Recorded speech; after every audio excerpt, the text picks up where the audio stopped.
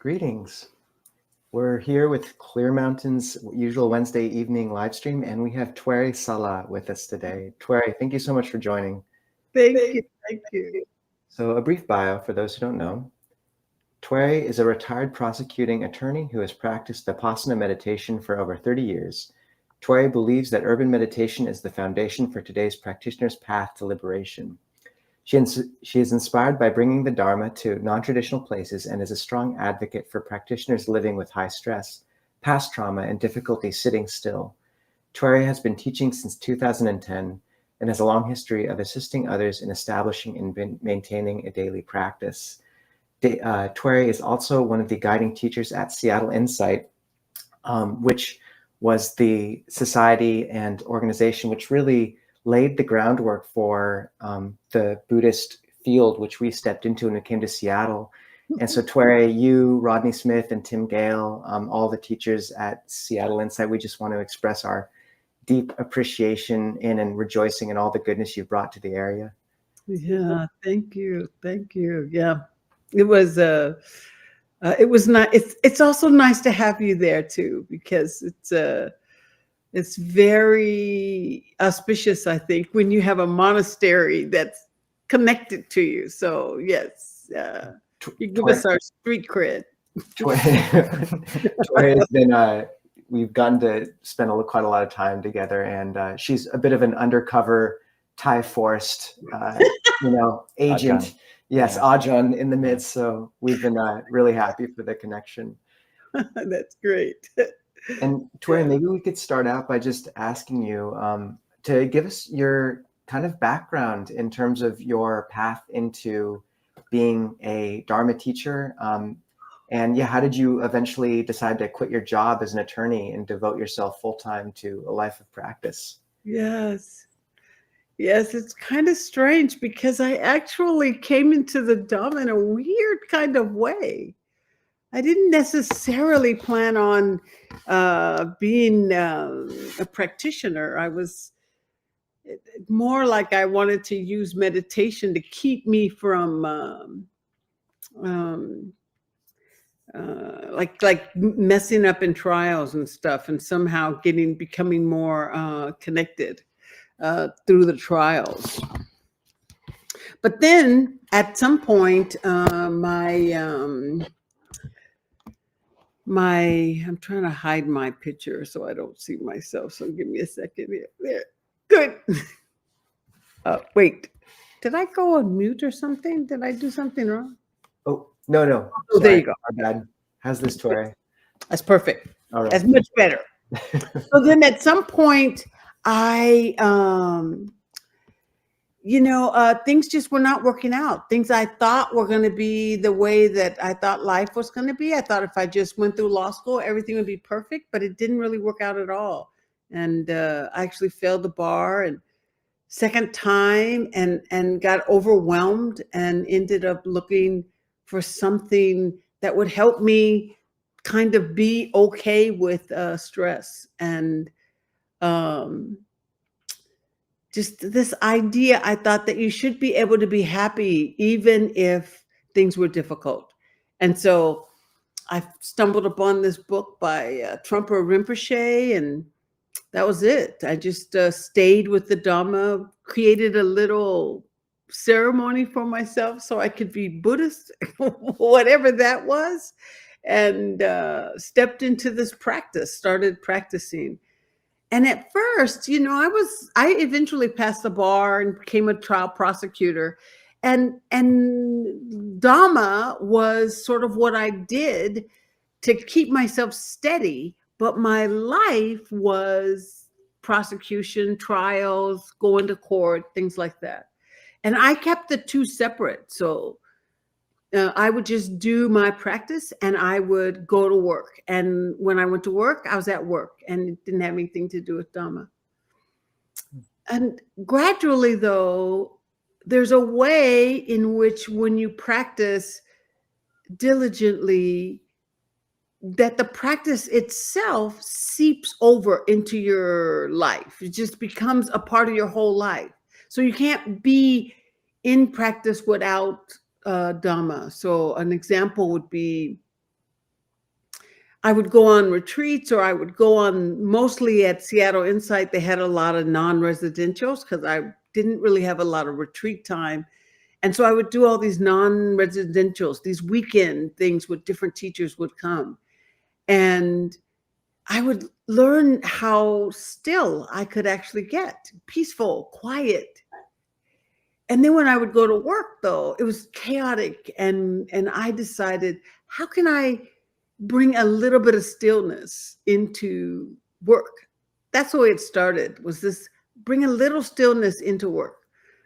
So I came up with this rule: 5 minutes before every hour, I was going to do like this mindful minute, you could think. Mindful time, 5 minutes before the hour. And it meant that even when I was in the middle of cross-examining someone or in the middle of some closing, it didn't matter when this 5 minutes before the hour would happen. I would look up at the time, and then I would figure out a way to maneuver so I could be quiet, or I could just, not do anything. And eventually it became a kind of an issue, because Dhamma was something I did as a habit, like a little hobby. I mean, not habit, hobby. I did on the side. And I kept seeing my life as being a trial lawyer. And then I don't know what it was. I just don't know how I came into it. But at some point, I just decided to just let it go. I think I have to move this. Somebody sent me a little text and said, I can't hide my face. It looks better now. Don't I've worry. been trying to hide my face, and I can't do it. We worked it out, and it doesn't work. So finally, You can try again, Tuere. You guys are too nice. You don't even tell me. Okay. So anyway, at some point, I got the realization that this thing that was a hobby was becoming more important to me than anything else. And as it became more important, I was willing to risk everything. And at some point, I decided I was going to leave the prosecutor's office. And I was just, at that time, I was just a senior practitioner at Seattle Insight. And so my life, I was going through the community Dharma leader program at Spirit Rock. And I decided my life was going to be just offering myself as a senior practitioner to students who were having struggles. And so I was going to go and offer classes, do weekend non-residentials that I had done myself, and just be however I could be, just for the purposes of helping people as practitioners. And then at some point, somebody nominated me for a teacher training. And that's when I ended up going into the teacher training. And I can remember having a big argument with a colleague of mine, saying that I was not a retreat teacher, that I didn't see myself as a retreat teacher, more as a community weekend non-residential teacher. But the more I started working with people, the more I became connected to retreats, and the more I realized, yeah, I want to do retreats as much as I can. And so I ended up doing more retreats than anything else. But it's sort of one of those things that if you let the Dhamma move through your life, however the Dhamma shows up in its own path, then I think it actually helps you sort of live the life you need to live, rather than live the life you think you're supposed to live. And that's what I think it was. I don't think it's giving up a career like that is for everybody. But I think it was my path, and that I think I always had tendencies towards monastic life, and yet I had kids, and so I couldn't actually do it. And so I think this was the Dhamma's way of helping me live my life, the life that I would have wanted to live if I didn't have kids. And so that's what I think happened in the long run. But yeah. Yeah. It just sort of worked out that way, you know? Yeah, I'm curious if you could say more about that. I was surprised to hear and listen to a conversation with you and another teacher that basically since your mid-30s, you've made a vow that you just won't get involved with romance, won't have a romantic partner. And I think a lot of people, Ajahn Nisabho will quote Ajahn Sona as saying that a lot of practitioners feel like they've got one foot in the world and one foot on a banana peel, basically. That's right. And, yeah, curious how you have managed this of balancing that vow. It's a pretty strange thing to do for somebody. Yeah, it was. I mean, we get it, but Yeah. You guys get it, but I think so. The way I think I have come to understand it is when I took that vow, I thought it was going to make me kind of like a mean, angry person, like how sometimes you think some people just need to have sex because they're just too spun out. And I was always afraid that I was going to be just too angry. But actually, when I took the vow itself, it was so freeing for me. It's part of why I thought I really would have been a monastic if I hadn't had children and I hadn't had the kind of childhood I had. I think I would have went into a more monastic life. And so sometimes this is what I was pointing to, that I had in my mind this vision that monastic life is the way you're supposed to live. But that life was not available to me because of my kids and being a single parent. And so in some respects, when I let the Dhamma just be alive in me, however it shows up, it still created a world that was as cloaked as a monastic life as I could get in a way that would support me. And that's what I think I have come to understand more about the Dhamma.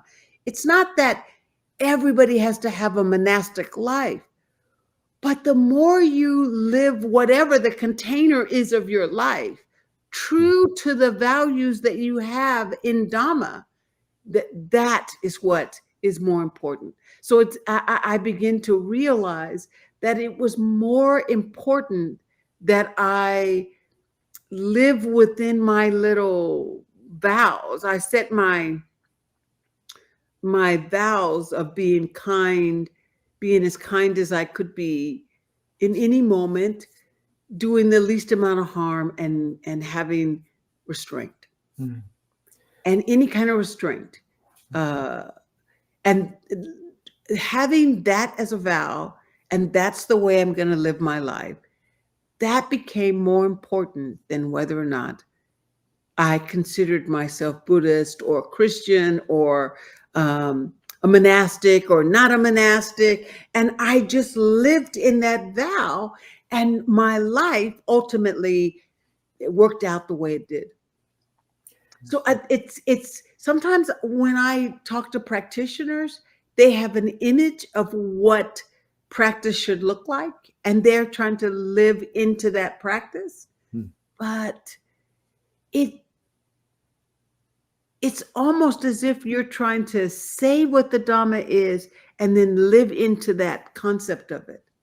And that can actually lead you astray, more like Bahia, going off on your own, thinking you know what you're doing.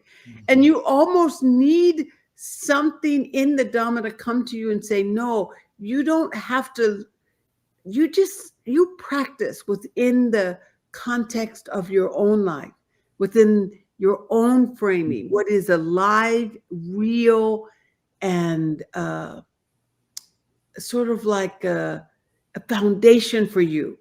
And then the Dhamma itself weaves its magic and flows through your life in a way that's most conducive for you. And I think everyone can feel through that.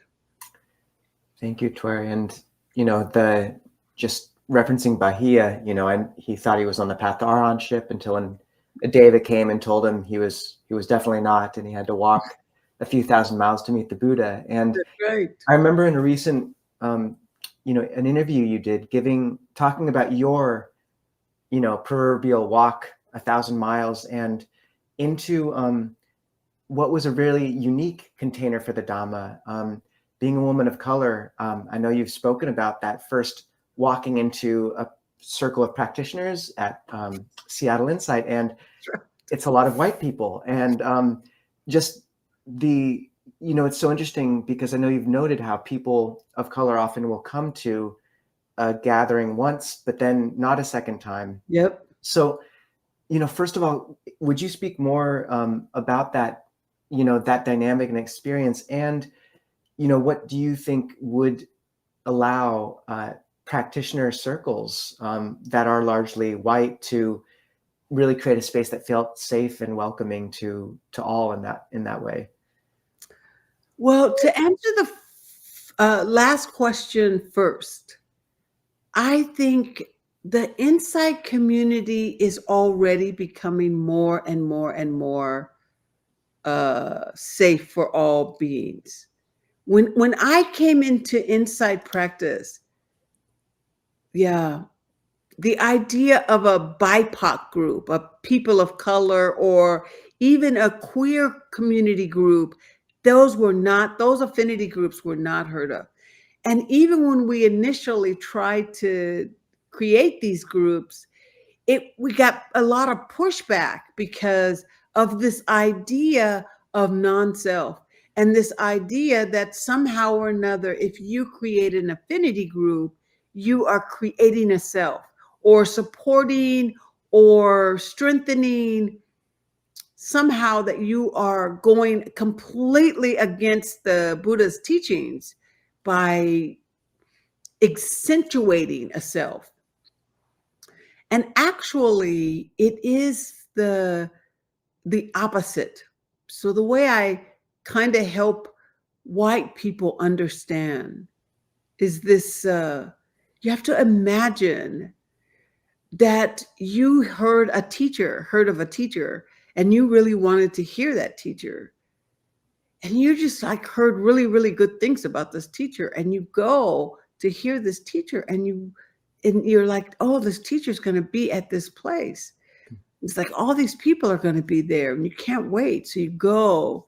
And when you get in the room, you realize the teacher's Black and everybody in that room is Black except for you.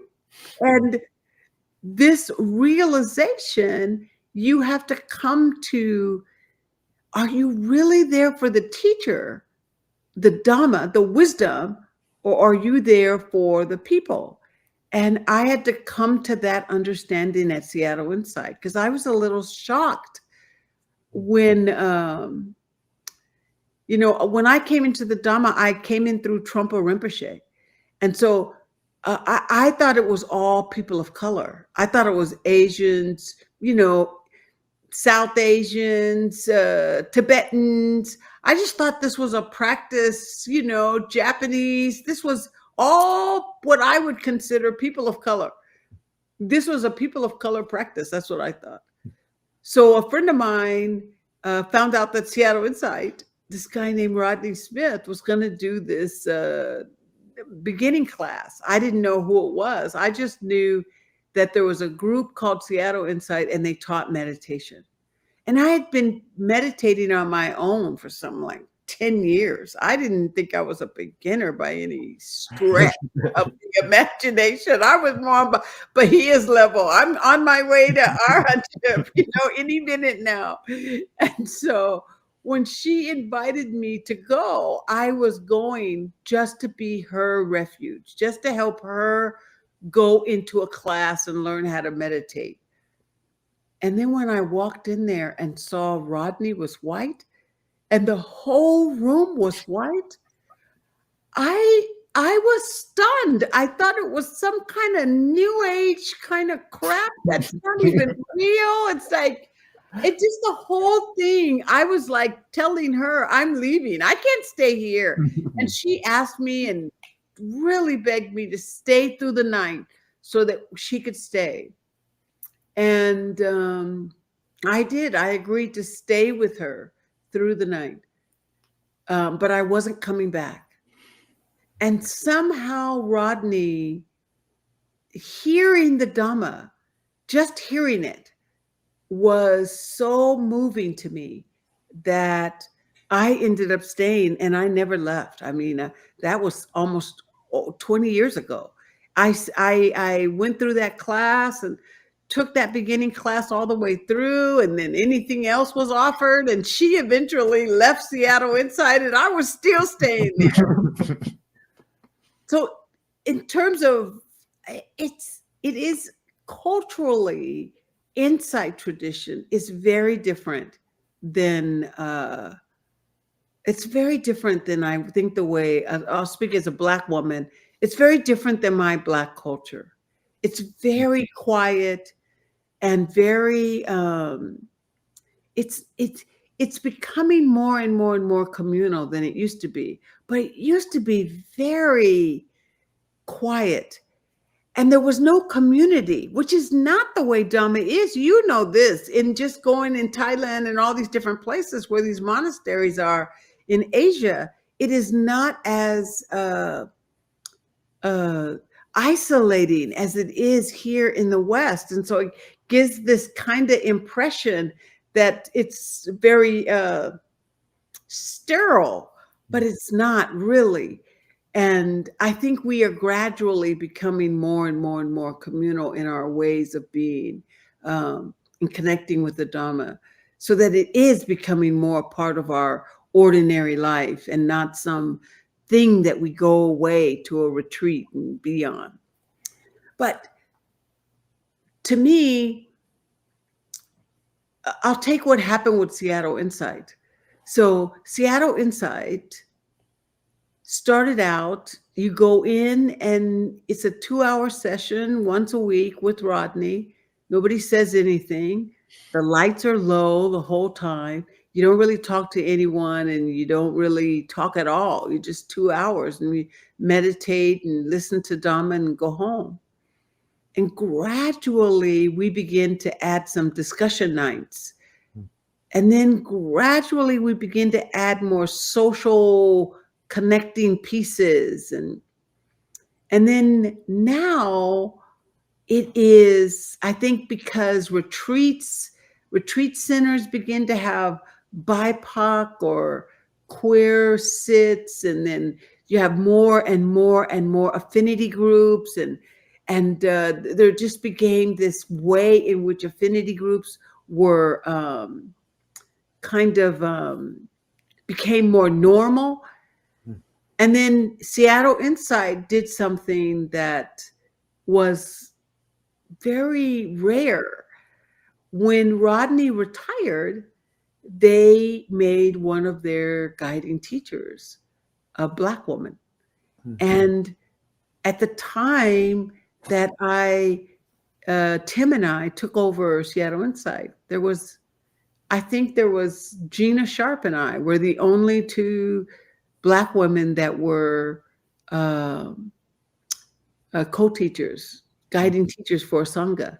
And so once they actually had one of their teachers be a person of color, then that indirectly gave permission for other BIPOC people to come. And so more and more and more Now Seattle Insight's very diverse, but it took a while. It's mostly because it's almost as if you have to have a teacher that looks a little bit like you. You have to be able to see the Dhamma, especially when you're just coming into it. You have to have something that you can see, that bright faith. You can see into the Dhamma as part of something that you can have access to. And I think that's what happened when Seattle Insight, when Rodney retired and Tim and I took over. I think people began to see that the Dhamma was something they could access. And so all these new people began to come, younger, more diverse. And I think that's just part and parcel of what happens with evolution, because you begin to make changes and those changes begin to bear fruit. Tuere, we're going to open it up to questions in just a bit, but just at least one last question from us.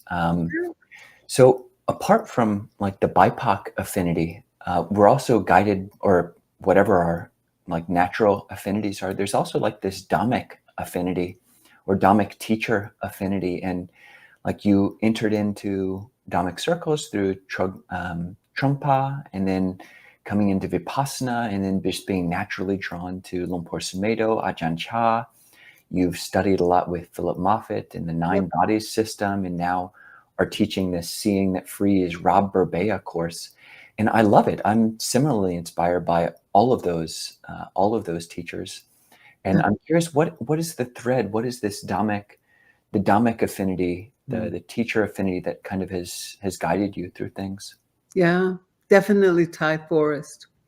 You know, I didn't know that it was Thai forest, but the first retreat I ever did. So Trungpa was my doorway in, but I never took to Tibetan practice. Only Trungpa's. I think he was very direct in the way that he talked about the Dhamma, and so I had come from a lot of trauma. So hearing him and his directness, that was a gift. And then Rodney, he is more Dhammadasa. He was more Thai forest. And so he began to plant the seed. And I kind of dropped Trungpa when Rodney came into view. It's sort of like that, you know. And then when Rodney came into view, something began to happen, because my first retreat I ever went on was at IMS here, where I'm at right now. It's at Insight Meditation Society. And it was a people of color sit. And I came 5 days. I barely had enough money to get here. And then the offering of the dana, I didn't have any money to buy any books. And at the end of a retreat, there's all this energy to buy books, and I didn't have any money. So I go into the welcome room where you can buy the books, and there's all this energy, and I want to buy books. I don't have any money. I'm trying to figure out, how can I buy something without any money? And I turn and see this table that's monastics leave dana offerings, right? So books. And I see this table of dana, and there's a book about a guy named Ajahn Mun. Don't know anything about him. It's a thick book though. And then there's some other little bitty books from other people. And so I gather up some books and I leave happy because I got the books, you know, and I've got something to read. And I start reading this book at the end of that retreat. It was so dry and so, the writing was so difficult, but I was inspired. I mean, I had never been that inspired by a book that was so dry and difficult to read. And yet I started reading it at the end of the retreat. I read it all the way to the airport. I read it on that long plane back, because for people that don't know, IMS is in Barre, Massachusetts. And so I had this like 6, 7, or like probably 8-hour flight to go back with my layover and the next flight. And by the time I got home and I had a few more pages to go, I stayed up until I finished that whole book. I could not believe how captivated I was by Mun's life. And then in learning about Mun's life, he was one of his students was Cha, or like a it was different. It's not like the way we have students sometimes where we have people we see all the time, but Cha would come and see him every once in a while. But so this I just started, because I loved Mun so much, I began to look at Cha's work, and then it just resonated. And then Sumedho was Ajahn Chah's student, and I started looking at his work, and it just resonated. And then Philip is tied to Ajahn Sumedho. Philip is one of Sumedho's students. And so I somehow or another, I think my life began to spin around this way of unfolding the Dhamma. And not every teacher unfolds the Dhamma the same way. So some teachers, you could hear them and it doesn't resonate with you. And you have to sometimes realize, I think I tell students, sometimes it's the teacher that's interrupting the flow. It's not the actual Dhamma. And so when you find a teacher that resonates with you, oh my God, look for their students. Just keep following that thread and understanding that thread. Because I'll say this one little piece before we open it up. In the West, we have both a gift and we have a curse. So in the West, you can get all kinds of teaching, just like you said, Kovilo. It's that there's all these different teachings, and you can hear all these different teachings. You can go to dharmaseed.org and just be maxed out on Dhamma talks from all these different people. And in one hand, that is a gift to be able to hear the Dhamma from so many different sources.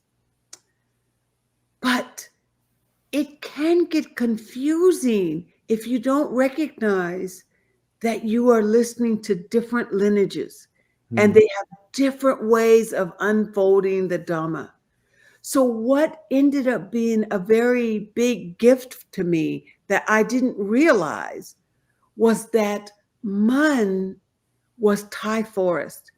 And I followed his students and his students and his students. I followed that line, including Dhammadasa. I ended up following Thai forest. And because I ended up following Thai forest, my Dhamma in general became clearer and clearer and clearer because of this unfolding of wisdom that comes from people that have similarly views on the Dhamma. Because sometimes we act like, oh, it's all the same, but many lineages have completely different ways of unfolding the Dhamma, and you may think it's contradictory if you don't really know your center line of where you come from. So I think the gift I gave to myself was I pretty much stayed in the Thai forest lineage, and the unfolding of it became very much that lineage. And so because of that, it's very strong, very deep. It seems very clear and articulable, mostly because I have a very strong lineage within me. The fact that you landed on Longpo Mun's biography as your route into the Thai forest, it is the route, and that book was waiting for you on the table. Yeah, I know, it was waiting for me. I don't know how many people have read it. in one go back to back. So that's I still haven't finished it. You read like Yeah, 2 it's paragraphs. I'm because like, it's so dry and difficult, but his life was so inspiring because he was so young and he had this internal discipline about him that and ultimately by the time of his death, he was so loved and so popular and he was so fierce that yeah, it was just, I was inspired by how he got to that point. But many teachers like that, Ajahn Lee, a lot of teachers, same thing. well, Tuere, if people want to type their questions in the chat, we do have some time. But I did want to just really ask you, taking that clarity and through line into your practice, it seems like it's been a necessary resource. And I'm curious how you would speak about how would you advise people to deal with deep grief and deep sadness? So I think in our ordinary minds, we think sadness, things like sadness, grief, anger, all of these very, very difficult emotions. In our ordinary mind, we think those are wrong.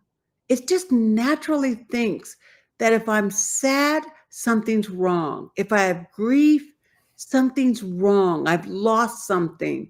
So something is wrong, something is bad.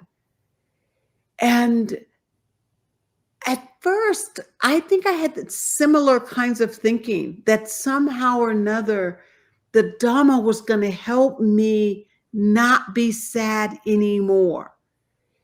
And I think I've come, so the beauty of having a lineage as your practice, you can begin to hear the unfolding of the Dhamma in a similar way, no matter who your teacher is, no matter what your teacher is. And you begin to hear this unfolding of the Dhamma. And what I begin to realize from all the different things that have happened to me, that the point of Dhamma is not being sad, but can you practice with sadness the same way you would practice with gladness? Can you just practice with it? Can you just let sadness be sadness and just practice with it? And I think the more I begin to realize that, and if you read some of this was part of the inspiration of Ajahn Mun, because Mun went through some difficulties and he had to have some toughening up. And so when you think about some of the practice that people have gone through as practitioners, you can begin to see that it's less about whether you're sad or not, but whether you're going to practice in the midst of that sadness. Because if Dhamma cannot be a refuge in the midst of sadness, then if it's only supposed to get rid of the sadness, then it's a bit of a problem, because I don't know, I'm like over 65, and I assure you, sadness is like, doesn't go away. It's going to be here all the time. So you have to have a practice that's actually going to be of benefit to you, help you practice in the midst of sadness. So here is the gift, though, about Dhamma, is because we're just practicing in sadness. Just, okay, something happens, and I'm just gonna, Tuere said we're supposed to practice with sadness, so I'm just gonna practice with sadness. And we just keep practicing in the midst of whatever is showing up in our lives. And then something like, you find out your son's gonna die. Who could predict that? But because I had practiced with sadness for so long, just practice with all these different difficulties, then when Thaddeus had to go through the difficulty of dying, and we kind of went through that together, it wasn't like I lived in this bubble of having good practice, everything is great, everything is wonderful, and then all of a sudden I'm going to take this great thing that happens to me and apply it to the most difficult thing I've ever dealt with. It wouldn't work. But the reason why I could practice even when Thaddeus was dying is because it's not like I felt anything during the course of his death that I didn't feel my whole life. It's not like I got hit with some emotional energy I'd never experienced before. I had been practicing with all of this all along.